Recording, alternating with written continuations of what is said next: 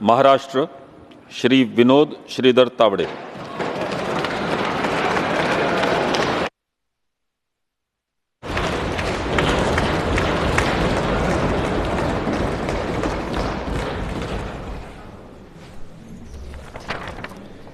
मी विनोद विजया श्रीधर तावडे राज्यसभेचा सदस्य म्हणून निवडून आलो असल्याने ईश्वर साक्ष शपथ घेतो की कायद्याद्वारे स्थापित झाले आहे अशा भारतीय संविधानाबद्दल मी खरी श्रद्धा व निष्ठा बाळगीन, भारताची सार्वभौमता व एकात्मता उन्नत राखीन आणि आता जे कर्तव्य मी हाती घेणार आहे ते निष्ठापूर्वक पार पाडेन।